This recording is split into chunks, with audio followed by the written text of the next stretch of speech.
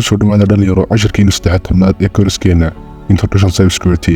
Maanta waxaan qaadan doonaa cashir xiiso badan waana toolka lagu magacaabo Wireshark. Okay, Wireshark waa tool loo isticmaalo in lagu arko dhaqdhaqaaqyada ka dhex socda network-ga.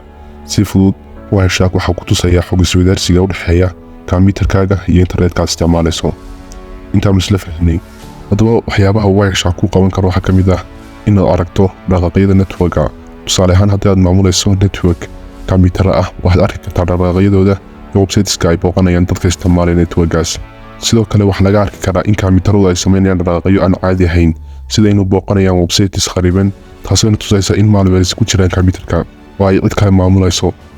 waxaynu sidoo kale Wireshark u isticmaali karnaa inaynu ku aragno packageska dhex maraya network-ga. waxbayna halka sii dheerayn aynu bilowno cashirka. soo gal browserka waxaadna ku qortaa Wireshark. toolkan waxyaabaha kale uu ku fiican yahay wax ka mid ah inuusan khaas u ahayn operating systemka Linux, waxaana lagu isticmaali karaa dhammaanba operating systemyada kale.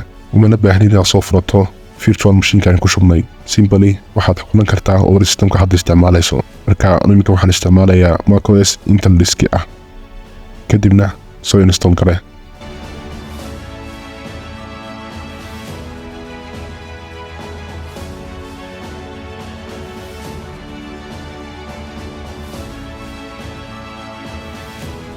markaad soo install garayso aynu soo furano haddaba Wireshark. marka ugu horeysa waxaa kuu soo baxaysa shaashadan waxaa ku tusaysaa network cards ku jira kombiyuutarka sida Wi-Fi iyo Ethernet cable. marka animka waxaa isticmaalaya Wi-Fi. sidoo kale xagga hoose waxaad ku arki kartaa waxa loo yaqaano remote capture, kaasoo ah inaad maamuli karto network cards kale oo aan ku jirin kombiyuutarka. marka double click Wi-Fi oo ah network card kan waad isticmaalayno. kadib waxaa ku soo baxaya traffic-ga network oo dhan. haddii aad arki weydo packageskaas, waxaad samaynaysaa inaad keliyata soo furato dhowr tabs ah. haddii ay ku furnaayeenna waa okay. kadibna dib ugu soo noqo Wireshark. waxaadna samaysay inaad taabato calaamadda cas oo aad joojiso si aad u filter garayn karto iskaanka. haddaba halkan waxay nooga muuqdaa time iyo source iyo destination, kuwaasoo kale ah source uu ka imanayo network-ga traffic-gu iyo destinationka meesha loo wado iyo protocolka uu isticmaalayo sida UDP, SSDP, ARP iyo kuwa la midka.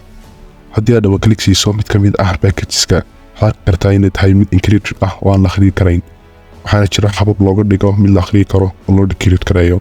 hadda ma gelayno balse way jiraan. kadib waxaynu imaynaa toolbarka oo ah meesha lagu kala sooci karo packageska. haddii aad ku qorto TCP, waxaad arki kartaa inta package ee isticmaalaya protocolka TCP waxaa filayaa hore aan soo sharaxnay. intaas oo package ayaa isticmaalaya TCP.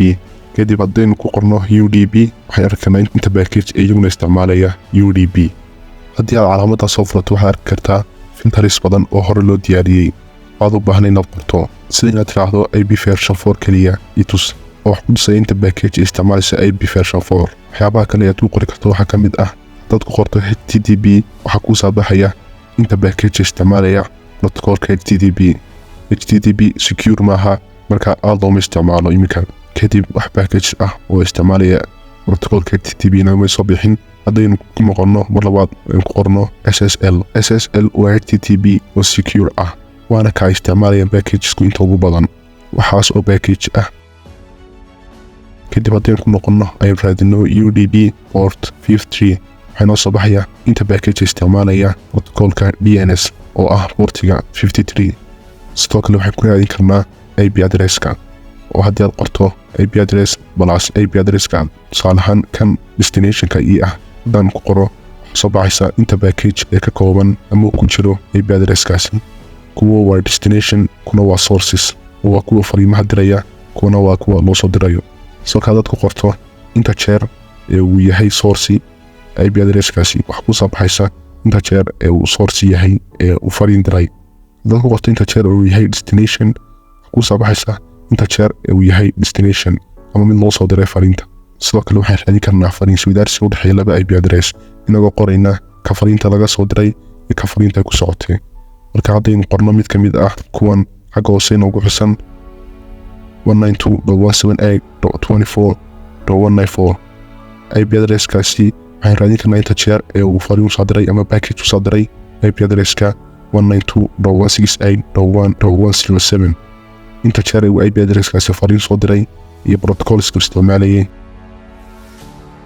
hadaynu masaxno hadaynu ku qorno tcp.flags.sync equals 1 waxay noo soo baxaysaa inta jeer la isticmaalay protocolkan waxa lagu hubinayaa in xogta ay maan tahay waxaana mid ka mid ah handshake-iska uu isticmaalo TCP.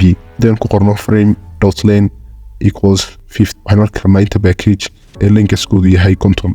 hadaynu ka bedelno oo aynu ku qorno inta package ee ka weyn ama leeg 50 waxaynu arki karnaa soo kale hadaynu ku qorno inta package ee ka yar 30 waxay halkan jil wax ka yar 30 inta package ee ka yar 90 waxaynu arki karnaa inta package ee ka yar 90.